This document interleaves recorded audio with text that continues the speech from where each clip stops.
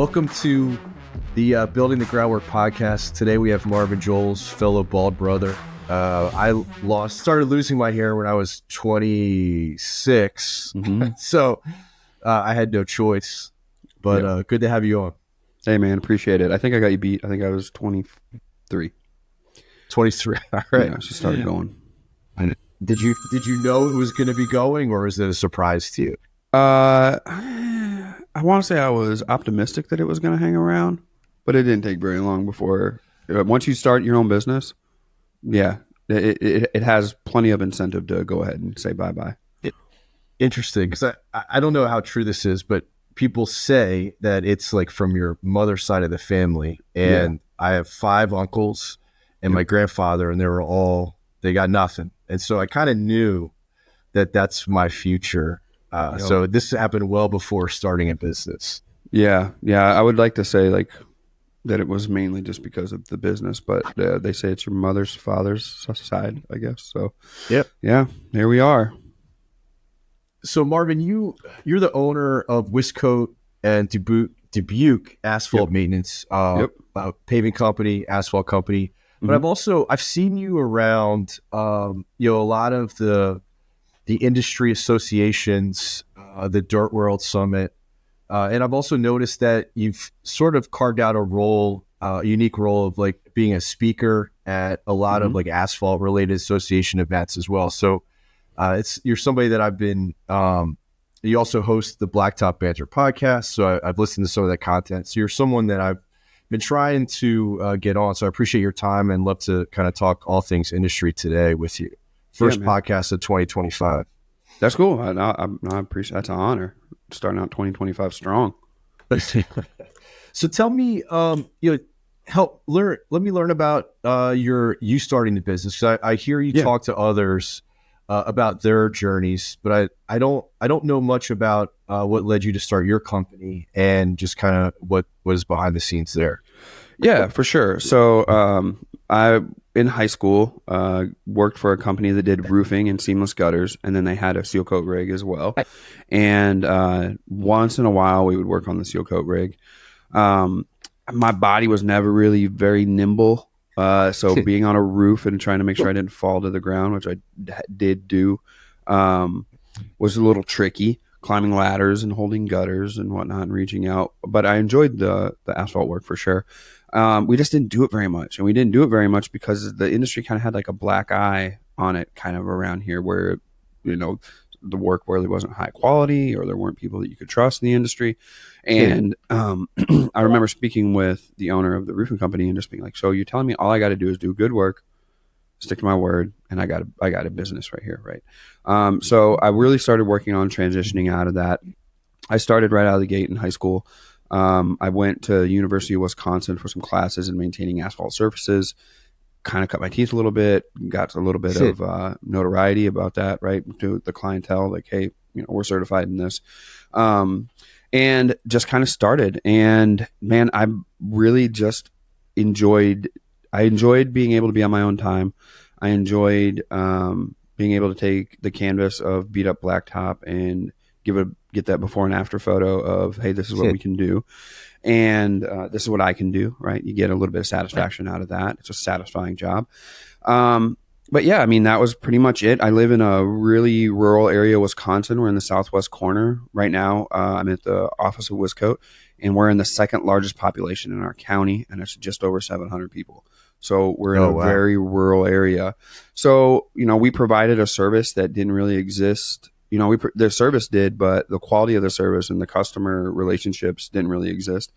So we started doing that. And as much as like I'm me now as I was then, there really wasn't a way to let people know. You can't really let people know who you are, what you do through a newspaper ad, right? Or whatnot. And I was kind of one of, if not the earliest adapter that I know within our space in the asphalt industry to start using social media to create posts, to put on the internet, and all of a sudden, say what we do. The weird byproduct of that was that my customers seen it, but also these people that had been now following me from all over the country were commenting on my business's posts about the work we do and whatnot. So it created a really weird like dynamic in there. What it caused us to do is be very transparent, which I had no problem being, right? You're showing what we do. And then people would ask questions from all over the country about the pavement work. I would answer them online where my customer or potential customer clientele would see those as well. And it just started this buzz of what we do. And the next thing I know, I got asked to be in Pavement Magazine under their contractor spotlight, did that. Once that came true, National Pavement Expo asked me to speak on using social media for your asphalt maintenance business at the National Pavement Expo in Cleveland in 2018. That's kind of my first foray into speaking. I actually gave a talk about Instagram, Facebook, YouTube, not LinkedIn, which was stupid at this point because that's all we use. But Snapchat, like for some reason I thought Snapchat was going to turn into the new Facebook, but really LinkedIn kind of took that position and, in my opinion, become number one. So started doing that. The business grew from my home office to a small office here in town. And now we have one of the larger offices on the main road, the main street here in our town. We service Southwest Wisconsin. We do large industrial projects. We'll pave parking lots. We do line striping, patching, seal coating. In the heyday of the summer, we have about 6 employees all together. We use some subcontractors for different things, which we didn't do before, which we do now because of our workload. We're trying to get that done. And then as we grew, we started going more towards the southwest corner of Wisconsin. When you get over the Mississippi River from the southwest corner of Wisconsin, there's Dubuque. It was a lot easier for us just to start an Iowa business called Dubuque Asphalt Maintenance than it was to try to go through the red tape of getting us to do intrastate travel. So we started there, and that's been a 4 or 5 year project now. And we do mainly commercial work down there in the northeast corner of Iowa.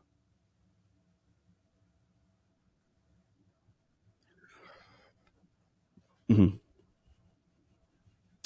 I didn't. So all this is new, right? So the marketing thing kind of like I've learned it rogue on the fly, and was just like, well, if I was my first thought, natural thought, which I would imagine is taught in some marketing courses, is how would the person who you're intending to get the attention of think about this content or think about what you're putting out there, right? How would we attract them to you? So I just started creating content that, first of all, my customers would like. That was the number one thing. And then once I started posting as me in other places and not just on the Wiscote pages and whatnot, my personal pages, I started creating content that I thought contractors like me would like to hear.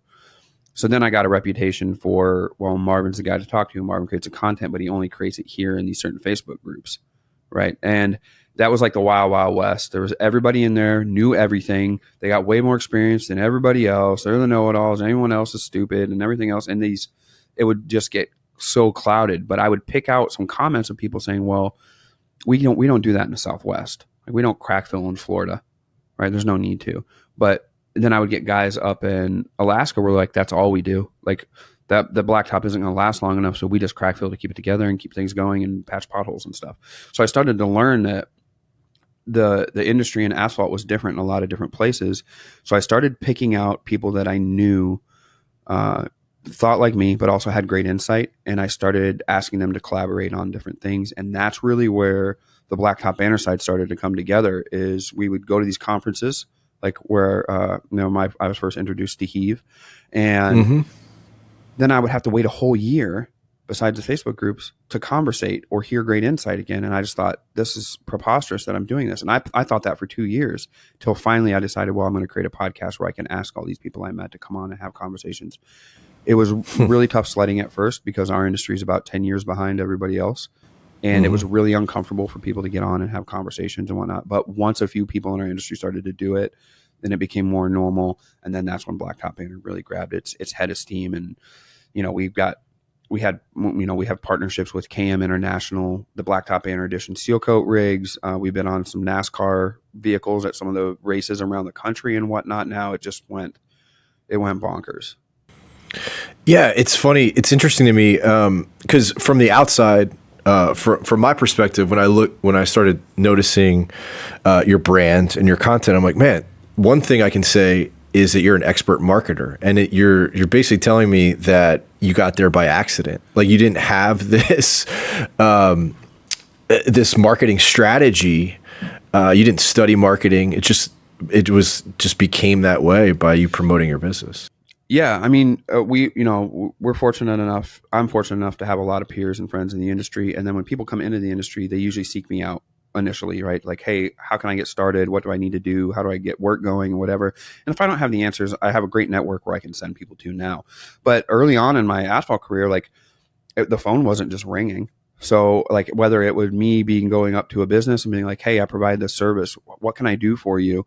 My very first thing was I want to identify their problems that they've had in their parking lot, but then also with the contractors before, and go through my practices of putting them to ease. So I would do it in the truck. I would pretend like there was somebody there and they hit me with this. I'd do fake dialogue or whatever. And it really just made me want to create a product or a brand that they could trust, that they wanted to be a fan of, and that they would talk about. So then when we started with the Blacktop Banter stuff and social media stuff, I wanted to do that for the contractors in our industry. I wanted to be a brand that they would talk about, right? So that I wasn't getting 10,000 texts of, hey, what crack filler should I use? I could just send them a link, or they could just find it on the podcast of, hey, this is what crack filler you use in the springtime.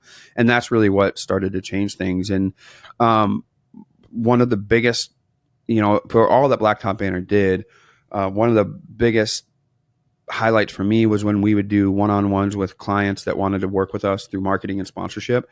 And we would be like, what is your biggest pain point? And I want to know what you're trying to relay to your potential customers or the people that would use your product.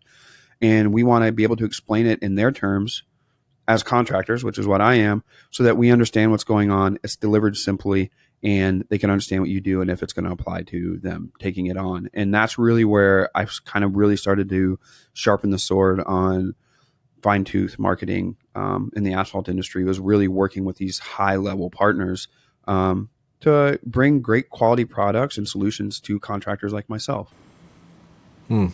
So what does get people's attention? I'm sure you have great examples of content that really stand out. What did you learn? Like, cause I find it very difficult to reach this audience, and selfishly we're trying to do so at Heave. Yeah. And everybody should know, like, I'm not being paid to be on the podcast or anything. I'm a fan of what you all have created. I think for me, I know my industry. I know how I am. I know when I'm on job sites. I know the asphalt industry, whether you're a worker, whether you're the crew lead, whether you're the owner, or you're doing whatever. We're big fans of, if it's not broke, don't fix it. Right. So it's really hard to get us to change our ways if this is how it was taught and it's working and we're not in the red. I don't really want to change stuff up because a lot of people are depending on us putting blacktop or seal coat down so that their lights stay on and food gets put on their table. It's really hard to get us to change right in that direction. Yep. So the biggest times I've seen success is when we have those aha moments, when we're being shown something or something's put in front of us where we're like, oh, okay. Right. I get it. All right, let's try this out. Let's do this thing. So here's the problem. Nowadays, things aren't so simplistic. So a lot of times what I'm being shown or what we're trying to put in front of people really needs a detailed explanation. And it's really, really hard to do in text because I don't have time to read that. I'm busy. In a photo, I'm not really going to get the full picture of what's going on in a photo for sure. And I definitely don't have time to sit and watch a 5-minute YouTube video, 10-minute YouTube video, 20-minute YouTube video on a product. It's not going to happen. What we have found when we work with partners for sure is give me something I can digest in a minute, capture my attention right away. Tell me that a problem that I can recognize because I have that problem. Show me that right away. Right. And be like, doesn't this suck? And I'm going to be like, yes, this sucks bad. I know that this sucks. I'm going to keep watching this because I've been there. And then in a short amount of time, tell me there's a solution. Tell me it's easy for me to adapt. Tell me I don't have to be a rocket scientist or be tech savvy to be able to figure this thing out. Tell me my son can do it for me, right? And I don't have to be on the computer or on my phone doing it. If we can do that in short form pieces of content, we tend to have really good luck. So for me, on our side, right, on the social media side, on the influencer, I'm using air quotes for that, people who are listening. Sure. On the influencer side, I like to we try to stick to like an 80-20. principle where you do about 80% entertainment. So a lot of it is stuff that I would normally show, which I like to see. Like today I did a video of, we call it black beauty, but it's like a black sand that we put on top of crack filler so that it doesn't stick to tires. But I just showed it like out of my hand, dropping to the ground. I'm like, what do you guys call this? Because it gets called different things different places. That's an example of the entertainment one. Later on, a brand that we work with, a clothing brand. So if I did 4 pieces of entertainment content, during the week, Monday through Thursday, Friday, I would do my 20% of my ask, whatever that is. And let's just say it's a clothing brand that I'm working with.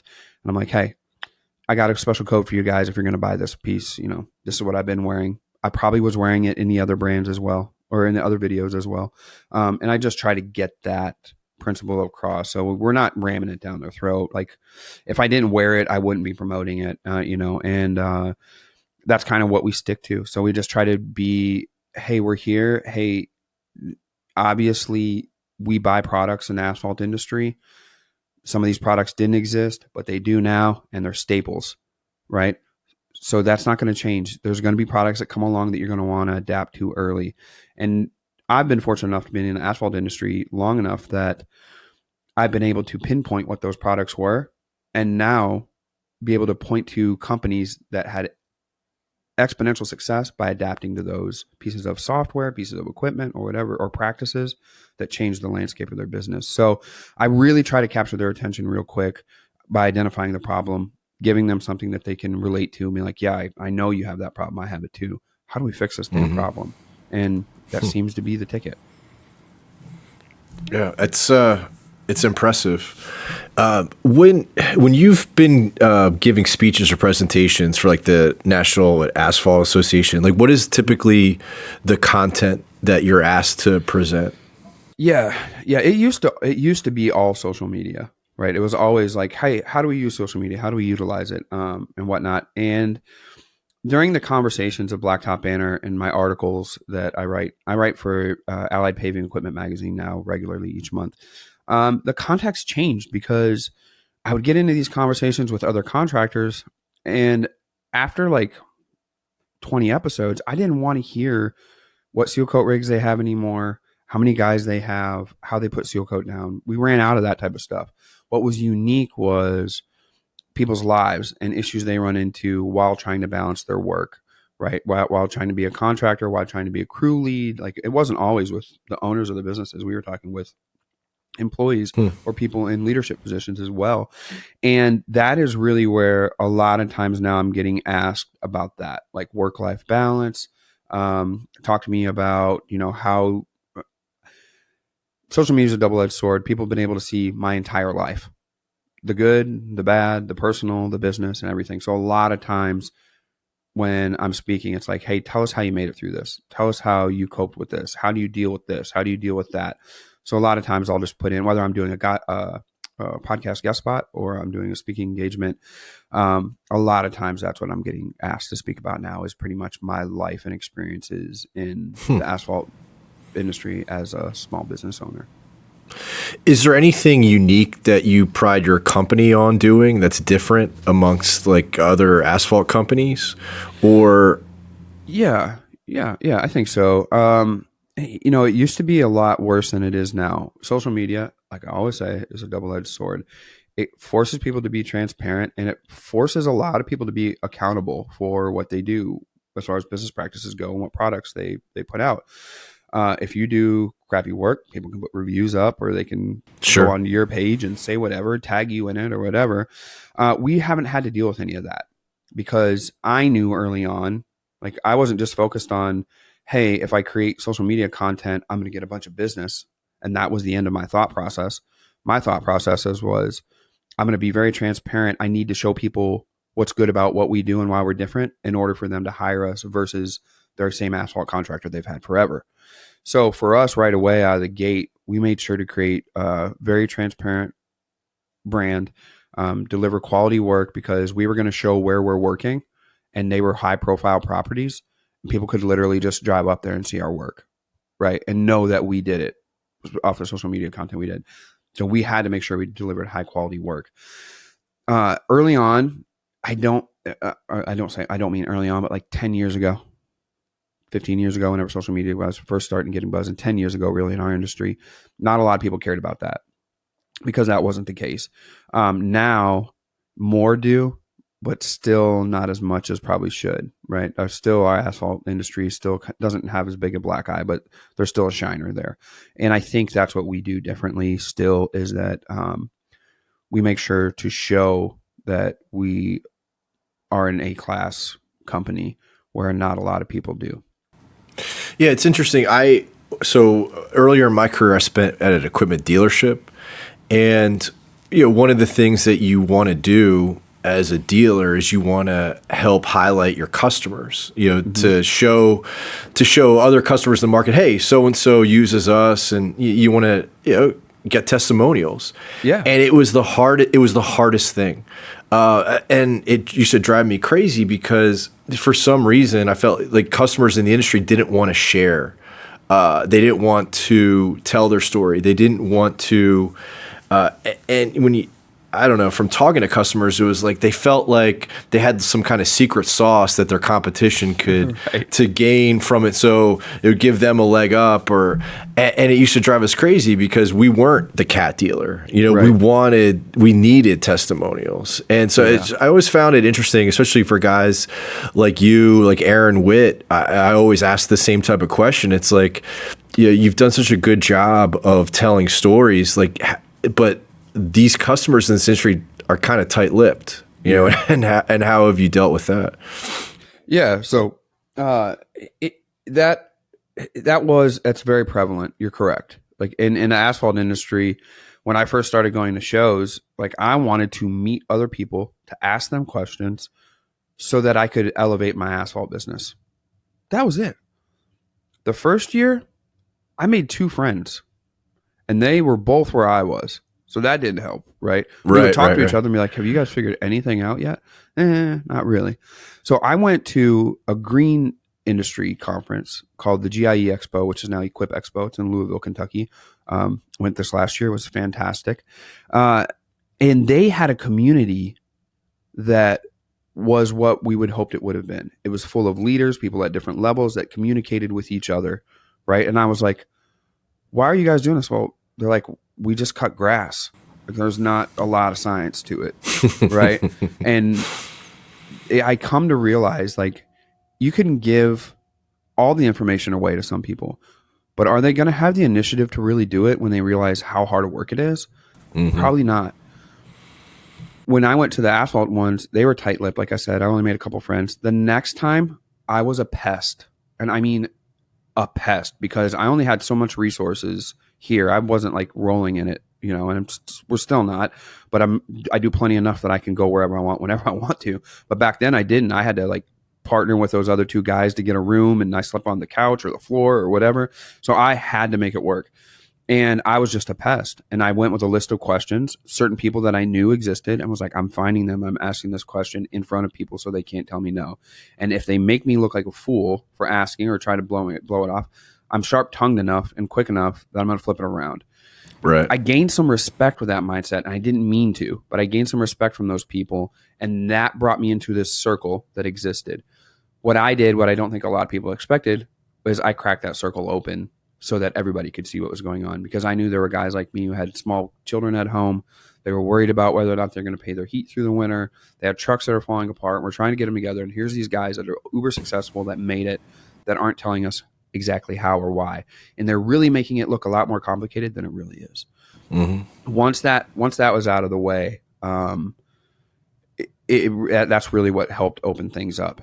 When those leaders realized that guys like me, the majority of guys like me, weren't going to do the hard work anyways, it actually allowed them to post information online, create videos, speak openly about things, and they really became industry experts at scale, at a large scale, versus just inside this little group at the expos.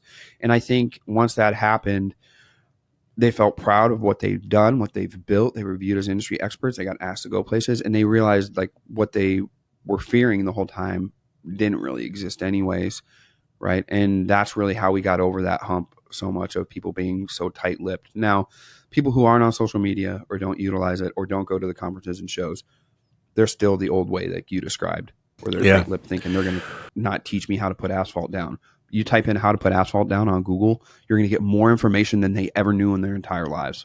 Right. What are some examples of like lessons that you learned from people that you sought out that were really impactful for you? Yeah. So early on, when I was really business oriented, right, and growing the business and scaling it, I was very unorganized, and I didn't really know that. Like, I thought I was organized-ish enough, but when you really start wanting to get these larger jobs and these larger projects, and you quote them, I was quoting them sometimes thinking that I made money, and I was lucky if I broke even sometimes, right? Oh, wow. So I should have passed on more jobs than I really knew of. But then when I quoted new jobs, I would be asking for different things. Like, there was great pieces of information. Like, there's something called the last look when it comes to contract negotiation. Yes, I'll quote this job for you, but I want last look, which means show me all the quotes, make sure I'm comparing apples to apples so that I can give you the best possible quote. I don't care whether I get the job or not, and I don't want to lose my tail on it. But if I can see these other quotes, I can put together the best one. And if I can't provide that for you, and I tell you you have more value in the other one, you should go with the other one, right? So once I started learning little details like that, it really changed how I ran my business. It wasn't until later on, when the business started to perform well as a well-oiled machine, that I started getting advice about life and about weighing certain things versus other things. So I never forget, I had a great piece of advice from my mentor here in Wisconsin. Name's Jerry Farner. Farner Asphalt was the largest asphalt maintenance company in the state. I had only heard about this guy in like old tales, right, of people who were like, yeah, Farner, you're never going to get to him. He lives in the Emerald Castle, wherever. I was literally at a meet and greet at a conference, sharing a drink with somebody, and I was like, excuse me. And I looked, and he had a Farner Asphalt like polo on. I was like, oh, sorry. I was like, I'm from Wisconsin. You must work for Farner. Well, I used to. I don't anymore. They bought me out. And I was like, are you Jerry Farner? He's like, yeah, nice to meet you. I'm like, oh, I'm Marvin. He's like, I know where you're at, Wisconsin River. I was like, yeah, man. So then immediately my brain just goes, and I'm like, here's all these questions I always wanted to ask this guy. One of the only ones I ever got out was some just gibberish question. And he just puts his hand on my shoulder, and he's like, are you happy now? I was like, yes. He's like, me too. How old are you? I was like, well, I think at that point I was like 31, 32. I'm like, I'm 31, 32. He's like, yeah, I'm 61, 62. He's like, you want to know the sad part? Those 30 years in between there to get from where you were to where I were, they were misery. They were hell. He's like, if I would have done it all over, I would have stayed happy just like you are right now. And he's like, so you got to make a choice. You want to go through that to get there, or you just want to be happy right now? And those are the pieces of advice that I took to heart, knowing that tomorrow's not promised. I was like, well, I'm going to be happy right now. I'm going to choose to be happy with what we built and what we've done. And, he's still a great friend, great mentor. And I think that it's those pieces of advice that have really, really helped me in life. We focus so much in the entrepreneurship world about our businesses and whatnot. We're creating these businesses so that we can live good lives. And a lot of times we get caught up in them because we're so focused on the business, and we only have so much time here. Have you always been so outgoing? You kind of just, you were from a town of like 700 people, and sure. You tell a story about like, running into the most successful asphalt guy, hesitation to go up and start asking him questions. Like, have you always been that type of person? That's a great question. No, honestly, I wasn't. So I grew up a couple towns over from here where we are. I grew up, I would say poor. I would say poor is a good word for it. I'm all tatted up now, but I was probably the darkest kid in my school and in my class and whatnot. And my parents weren't around when I was young. I had some great people that were around, people that took care of me, but wasn't my parents. So I always kind of had this thing of like, once I realized that I wasn't living a quote unquote normal life, I really kind of just sheltered. I didn't want to talk about it. I didn't want to talk to anybody about it or whatever. But one thing I was good at, and there's proof of it, is I was elected class clown every year in our yearbook. And I was really good at diverting like depressing things or like sad things into comical situations and jokes. So that was really the only kind of extrovertism that I had. really wasn't smooth with the ladies. I know that's hard for a lot of people to believe nowadays, but I really wasn't smooth. I didn't really have a lot going for me then. I worked really hard from 12 years old. I started roofing. So I always worked really hard. And once I realized like most people liked me, I was cool just chilling there. I wasn't really outgoing. So it was really hard early on when I told you that I was trying to start my own business, but I had to go talk to people and sell what we do and my stuff. I just really wasn't smooth, and I had to keep practicing it. And I never really did door to door. I just never did. And when I watched Gary V videos for the first time and knew like I didn't have to go talk to these people in person, I could just create videos and pieces of content, and maybe they would call my phone then. I was like, I'm down for that. So I made content, was like, dude, this looks just like what Gary Vee decided to do. Okay, I'm going to put this on social media. That was like the most scariest moment in my life, because I'm in a small town. We all know each other. No one is doing this where I'm at. They're going to think I'm crazy for sure. So I posted pieces of content, and I didn't come out of my house for like 2 weeks. I was so scared somebody was going to see me at the gas station and be like, what the hell are you doing? Like, dude, or be like, there's the guy, like that's the guy who's literally putting stuff, making videos right now and putting them on social media. And it was pretty scary. I remember I posted a video, and I can remember like being so panicked about it or had so much anxiety about it that like I was scared people were going to see me through the window of my office. Right. It was just the craziest preposterous stuff I ever could have thought of. But I went to the grocery store to buy an ingredient for dinner that night. And a lady's like, I seen your video. And I was like, oh shit. She's like, I loved it. Are you going to start doing more of that stuff? And I was like, yes. Yes. I slowly started to get more outgoing and got more compliments like that. Don't get me wrong. I got some stuff in the comment section that was just brutal, like adult bullying. Right. And I just was like, yeah, I can't do this anymore. But one of my mentors, Keith Kalfas, was like, you have to keep doing it. No one is doing it. You're going to be the guy. You have to do it. So I just kept going. And then I worked out of being an introvert into being an extrovert just because of all the positive things that came from it. So, yeah, I mean, I think it just takes practice.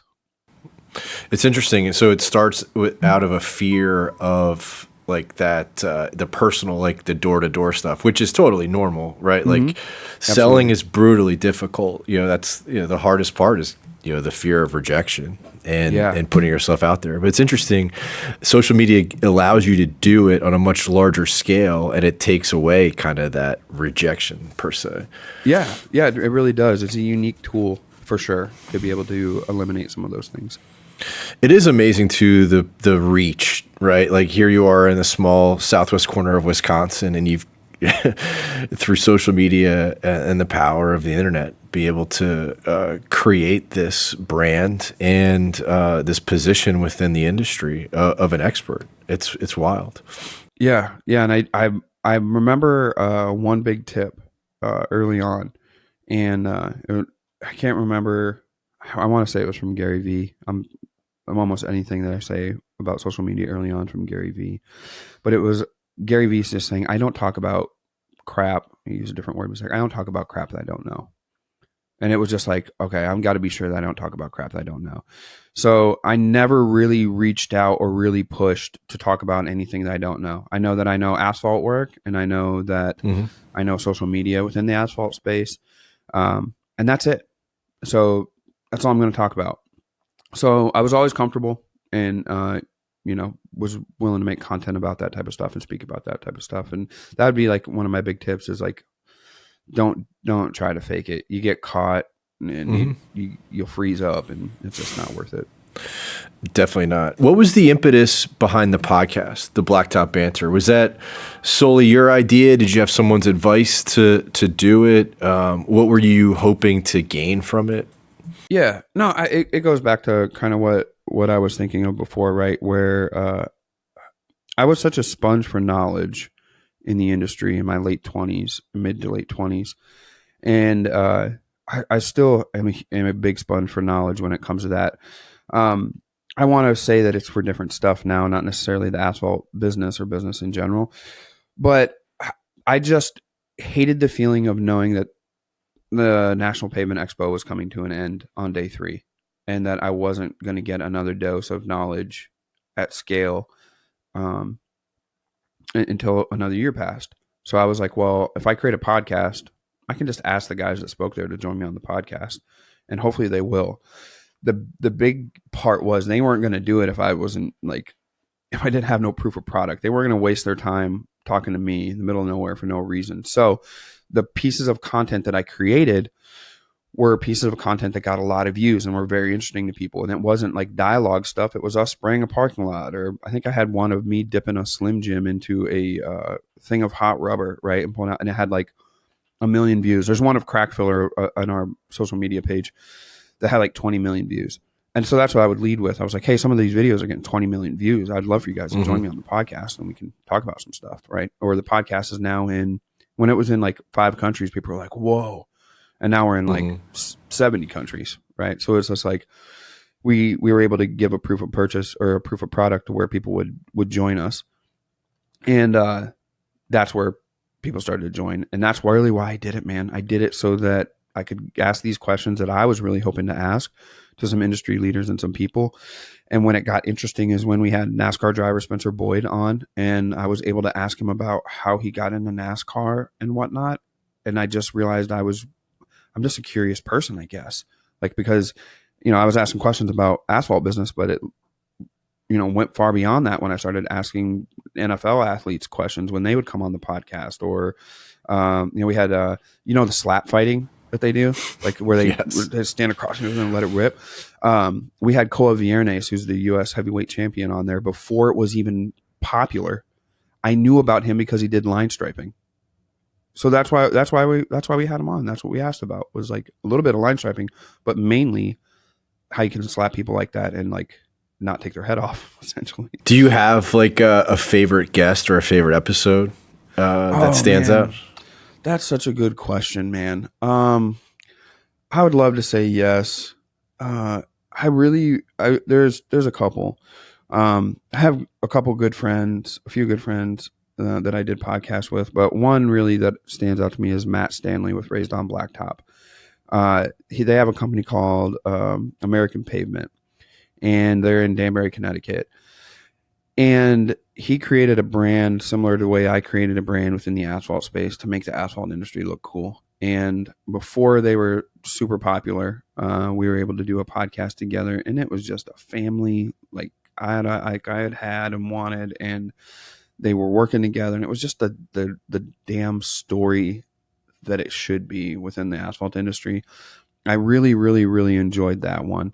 And then I had another one with Zach Molesky from National Pavement Partners. And it was the first time I had gotten into a conversation that was really, really candid about life. I was going through some struggles in life, and so was he. We got on there and we talked a little bit about Blacktop, but talked a lot about the downfalls and things we should look out for as men, fathers, husbands, and whatnot. And that was really the tipping point into the way that I interview people now. That's when for me, it went from a Blacktop podcast and me being an asphalt interviewer to talking about life and different things at a larger scale. So those are a couple of my favorite ones.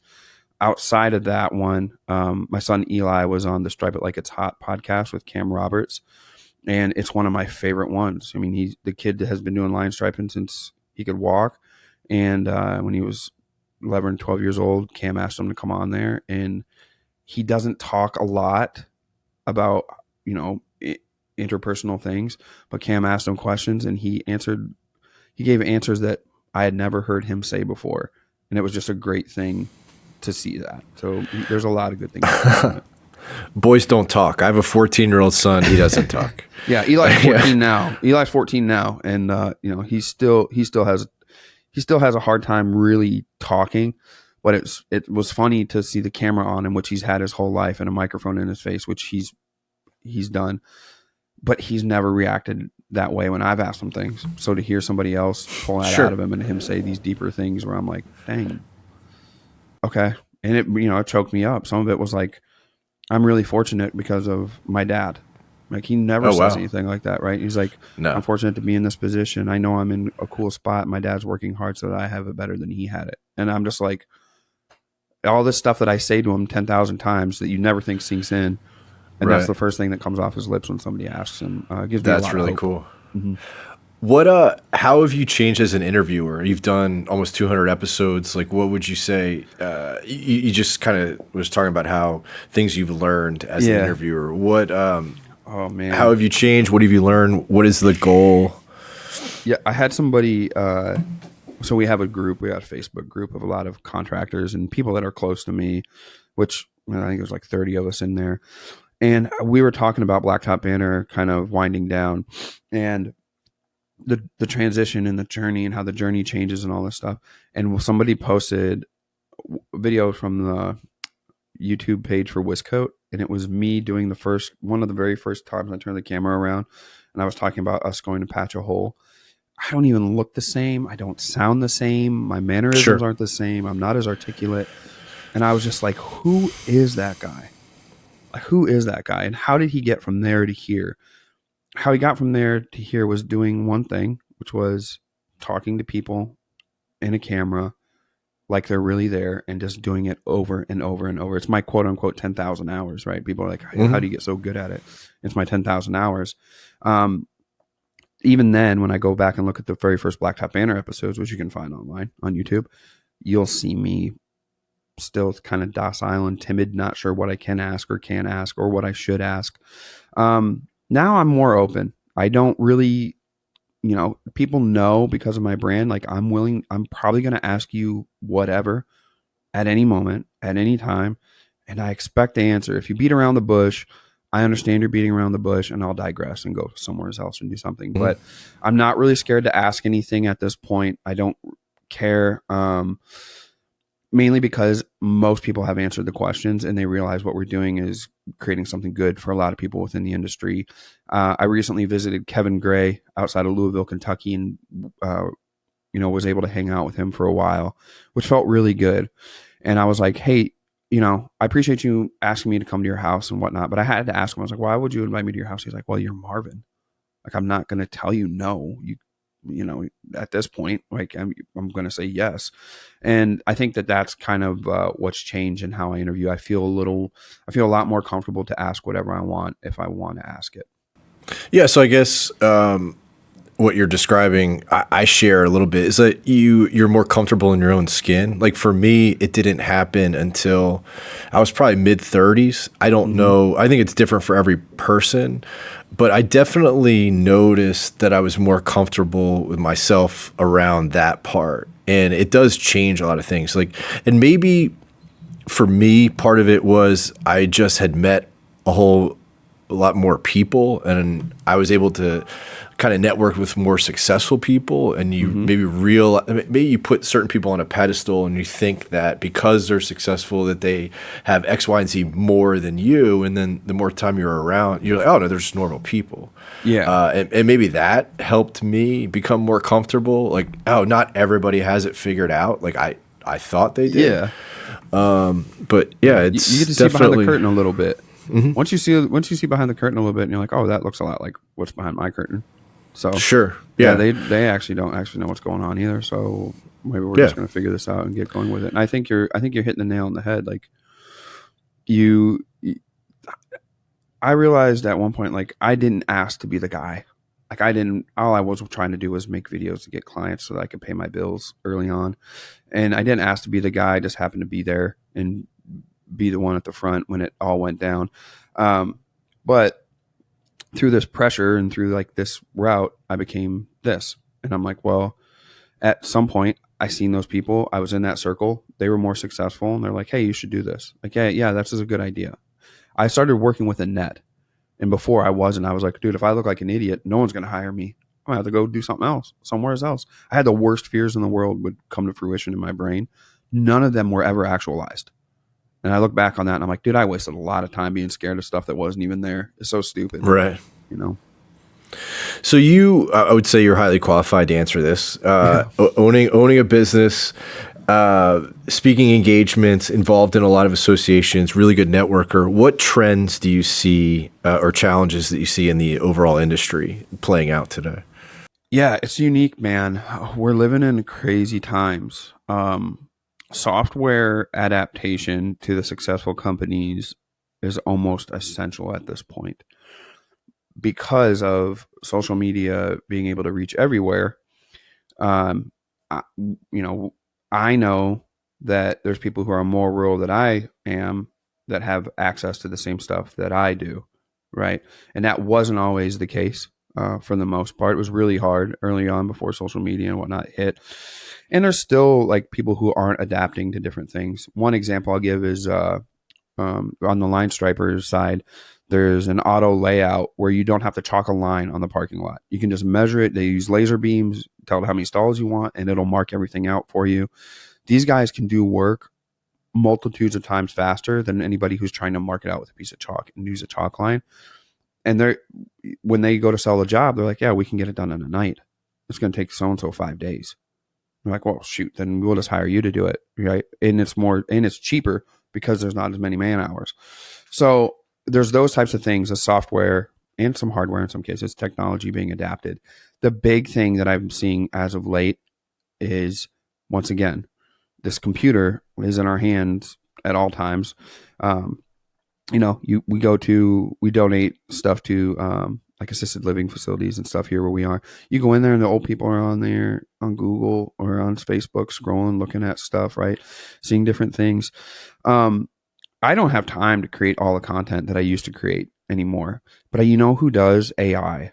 And I think for me, that's the big trend is we're like kids in a candy store, right? It's like the very first time man created fire, it feels like, and we have this thing, but we don't really know what all we can do with it yet.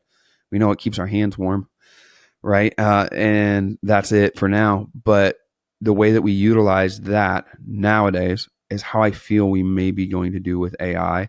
And I want to be, as does, people around me, we want to be on the front of that.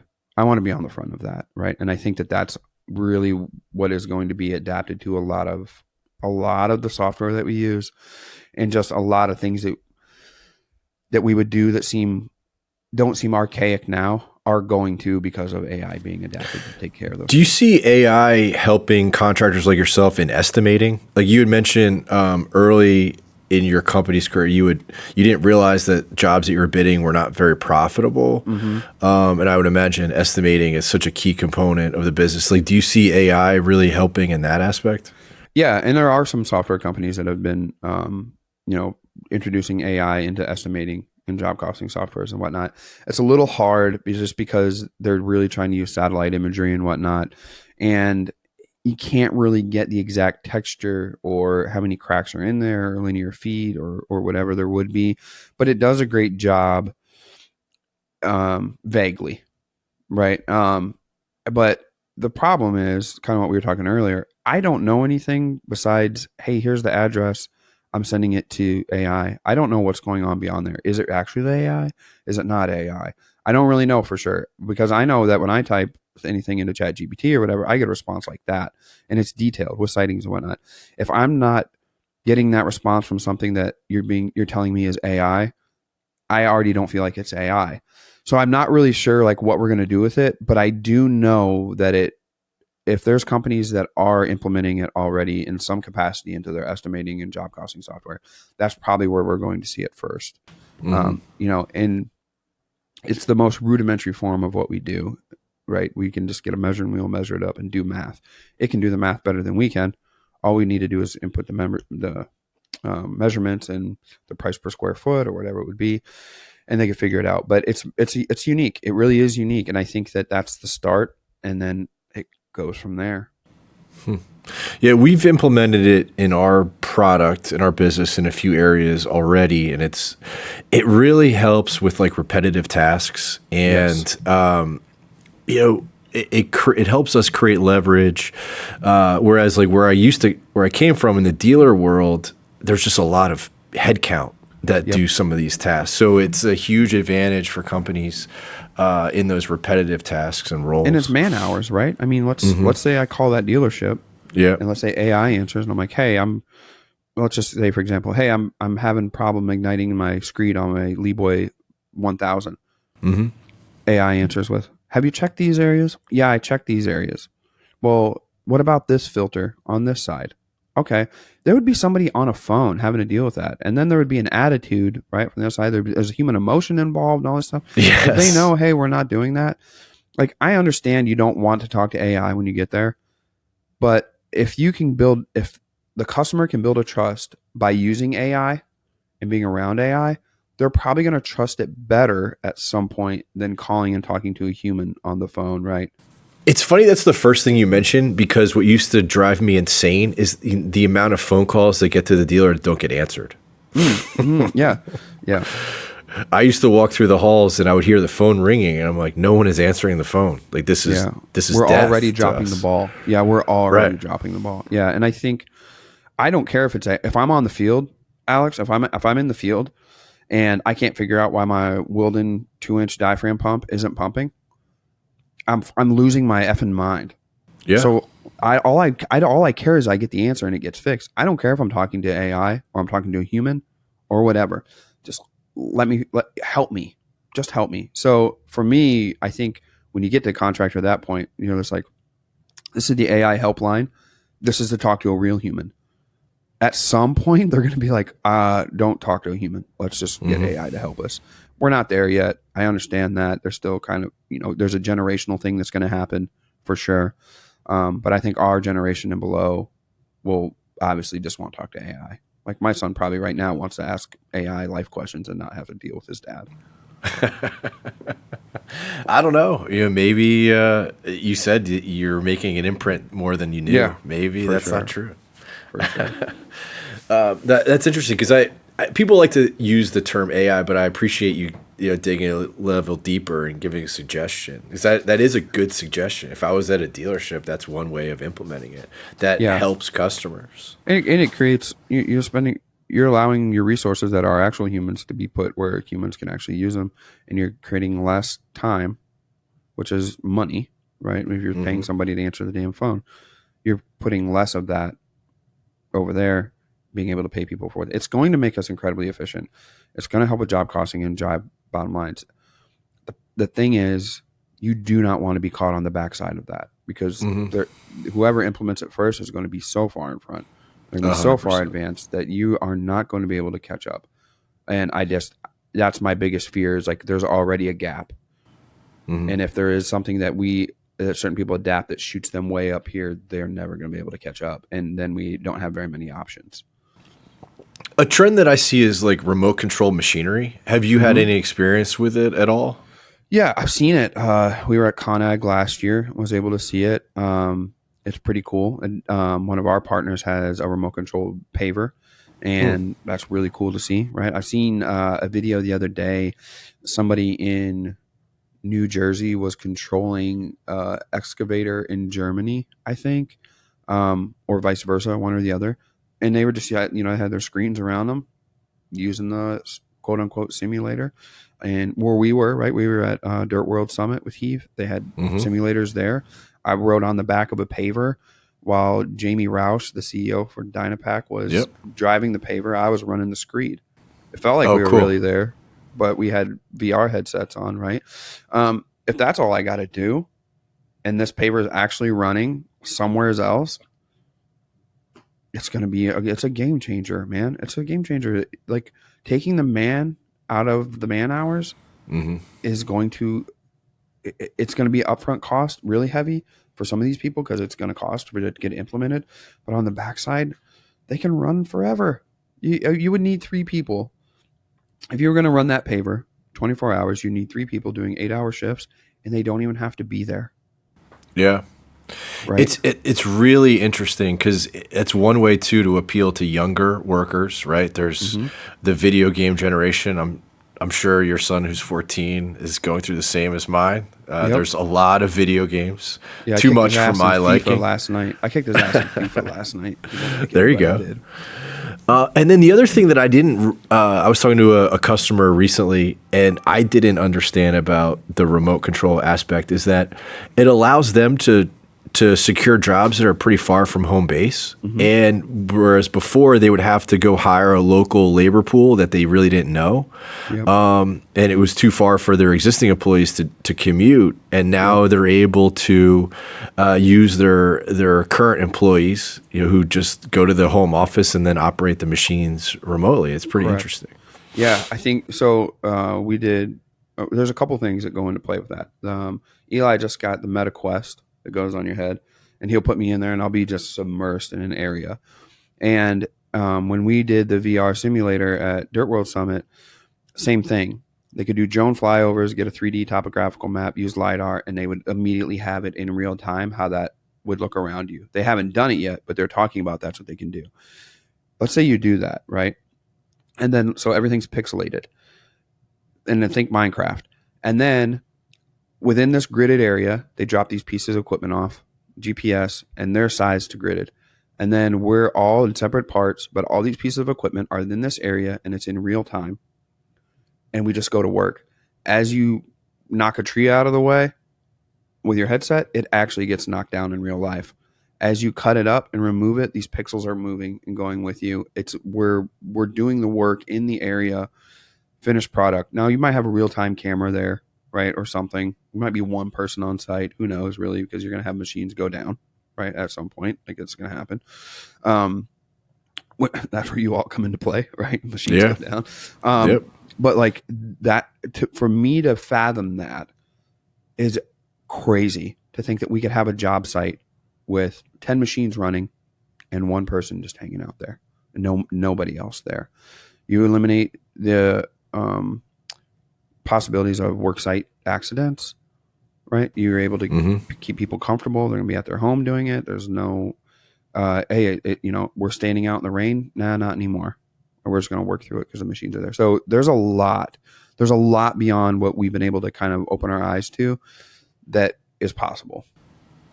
And you had mentioned Jamie Roush. Are the manufacturers leaning into this remote operation, or is it mainly third parties that are leading the charge on it? Yeah, well, right now I think it's third parties for the most part. We've seen a lot of the manufacturers partner with some of the third parties to put their machines in there, right? Because they do a lot of training on these machines too, the simulated machines. So we see that, but I think those partnerships, it's like anything else in our industry. The relationships that are built with some initial stuff lead to larger and better things. After we got off of that, as amazed as I was running that paper with Jamie was way more interested than I was, right? Because his brain automatically fires to, we have to be part of this. We have to, right? So they get excited about that stuff too. It makes sense, right? Like this template exists in other industries. Like, it's smart, because tech companies really do lead the charge on this type of innovation. It's smart for OEMs to partner with certain companies, because tech companies are the ones who do it the best. Yeah. And I think that there's a kind of a dynamic. It matters who's in what position at what time, because we've seen a lot of times where a company's so far in front that they don't even think they need to even look there. But then you'll see a smaller company realize this is the thing that's going to take us to the top, and they invest everything in it and get it and go. I think it would be amiss if the larger manufacturers didn't at least entertain this thing and have somebody there and what can be done with it, have them be a point person to kind of usher it in, because the possibility of it, I think for sure it's going to go that way no matter what, right? But the possibility of it happening sooner is probably more prevalent now than ever. With you visiting, Dirt World, I know that you're prominently involved. One of the themes that's present with Dirt World, also I've noticed with your podcast, is leadership. Yeah. What has been what's appealing to you? What leadership content do you consume? Take me through that, because I share a common interest in that. Yeah, I'm super interested in being led. I'm not necessarily interested in being like the shield carrying leader. I'm just not. I'd much rather be led. So I understand that there's people that I have to lead, right? I have no desire to make it be hundreds of people. I just lead as many as I need to lead in order to get done and reach our goals as we have to, right? So I know I need those qualities, right? It's the same reason I kind of exercise. I want to live a long time. I got kids, and I'm going to want to be able to see their kids, whatnot. So I just do it. I don't like to eat broccoli and rice and boiled chicken, but I will, for the most part, if I have to, in order to live longer. It's the same kind of thing for me with leadership. So that being said, I really enjoy Echelon Front's content, right? I'm big, fortunate enough to meet Jocko. I'm able to talk to a lot of the team members there. JP Donnell and I just spoke here not too long ago. And they know that, like, there's nothing wrong with me not wanting to be that leader, but they understand that I need some leadership skills and I need to do things. And I like that aspect. I like the understanding of, yeah, we're a unit. I'm not necessarily, I don't need to be the tip of the spear, but if you need somebody to be the strong backside of that spear or whatever to hold on to it, I'm willing to do that. And it's just how I'm made. It's how I'm built. So I'm introverted. Like we talked about that. I just happened to be at the tip of the spear the first time. I didn't know I was. So I really enjoy Jocko's content. I'm still a huge fan of Gary Vee. I feel like a lot of that stuff's starting to get repetitive now, but there's not a lot of people that are still caught up. So I think it's important that we keep getting it put out.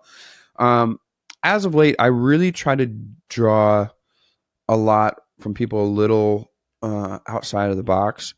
Fortunate enough to have a lot of friends at First Form and what they do down there. I'm a big fan of that culture that exists there, because when I go in there or I talk to anybody on that team, nobody feels like they're more important than anybody else. And I'm talking Andy, Sal, none of them. Like, they all feel like, hey, we're a unit. We're moving as a unit. We all have goals. You'll catch everybody in the bullpen, everybody doing the same type of work. When I was there, I think I was there in March or April, last March or April. I walked into the bathroom and Andy was wiping down one of the bathroom sinks, right? And I'm just like, dang, okay, I get it. I'm more of a fan of that. So I try to consume a lot of Sal's content. Like I said, I'm not the big guy at the front. So Andy, although I enjoy his content, I consume more of Sal's content on First Form. So I really lean in towards that, man. I try to lean towards people who I know are doing what they say they're doing. I have a hard time following people who tell me how to run a business who have never ran a business before.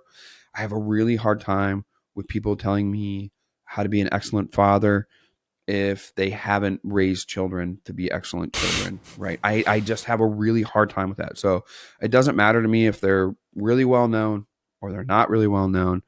If there's proof of product, they got some great damn kids that are doing great things. Even if they're in their teenage years, I'm in. Tell me, show me. I want to know. And same thing on the business side.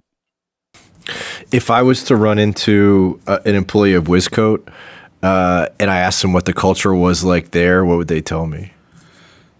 They'd probably say, just take it easy. Yeah. They'd be like, hey, take it easy. We don't ask those types of questions around here, right? We try not to. I tell everybody, relax and just take it easy. Don't take things so serious. You can lose your mind over taking things really, really serious. And more than likely, they're only that important to you. They're only that level of importance to you. Mm-hmm. So to really get distraught over it, it really isn't important. So there'll be times where, I got a couple team members here. Kyla, who's my admin, been with me now for a while, and Austin, who was with me here this year. And something would happen on a job site, and Austin would just be like, "Oh my God, here we go!" And I'm like, "Dude, literally, the sun is gonna shine tomorrow. There's tons of days left in the summer. If we don't get it done today, so what? It's relax, bro. Relax. We're gonna be okay." And Kyla will do the same thing. She'll be like, "Well, the invoice was this many days. We're past this far, or whatever it's gonna be." I'm like, relax. It's all good. I'm sure there's an explanation. We'll figure it out. We've kept the doors open for 20 years. We're going to keep them open again. It's all good. So that's really the big thing here is I try to get everybody to relax and just realize that it's not so serious. Nice. Do you ever feel like anyone takes advantage of that? Not really, because I do as well. So I kind of I can't be like, "Hey man, I need you to really put in all that effort," because there'll be times where, for me, the most important thing is just calling it quits at 1 o'clock and going tossing a fishing line in the Wisconsin River and see if I can pull a largemouth out of there. And that's just as important to me as crushing another job through the day to put more on our top line. Because if I don't throw a line in and relax, I do not want to go tomorrow and do those other 2 jobs, because what am I even doing this for? Right. So I'm sure there are people that do. I just don't focus on it too much. I try to lead by example, and I really try to be doing more than anybody else. But I keep a gap there where people realize, hey, you don't got to push it crazy hard. So, I think that's kind of where we sit on that. Cool. What are you looking at in terms of like, what are you working towards in the next 12, 24 months? Like, what are your goals? Yeah, man. So, we always try to do well here at Wiscote. We'll set our goals up. We'll try to make sure we're on brand, we're on point. I really hate, I don't like to use the word hate, but I hate downtime for no reason. So we really try to get our maintenance stuff done on our equipment, our vehicles, like everything, to make sure that it isn't just something ridiculous that keeps us from going and finishing our day out. If it's unforeseen stuff, I'm fine with that. I try to take it too easy. I'm like, yeah, we had this happen. It's not a big deal. So we'll definitely get our maintenance stuff in order for the next 12 months or so. I'm really trying to take it easy this year. I'm trying to take a break from putting out so much content, recording podcasts. I'm really sticking to just some content getting made here and there. I want to make the content that I initially started making when I first started out creating content, mainly for myself and for other people in the industry. And then I'm writing the articles for APE magazine still. So that's kind of what I'm going to be doing over this next amount of months. But I'm really excited about the next chapter of life. My fiance, Nikki, and I travel here and there back and forth between Nashville and Wisconsin. And I'm excited about getting the foundation of what that looks like for our lives going forward in place, and then seeing what we can build from there. And I'm fine if it's not that great of a massive of a structure, but it's what we like. I'm cool with that. But if it ends up being a foundation that allows us to do some cool things going forward, I'm totally cool with that too. I'm pretty much in the laissez-faire mode of just let's take it easy and whatever happens, happens. And to be honest with you, Alex, the harder I've tried at certain times in life, the worse it's got. So I've always found like the more I'm just like, it is what it is, and what it'll be is what it will be, the better opportunities and the more things I enjoy tend to drop in my lap. Well, I appreciate your perspective, and I appreciate you giving us about an hour of your time to kind of talk about things in the industry, and it's been nice to get to know you a little bit. I look forward to running into you at the conferences coming up here shortly.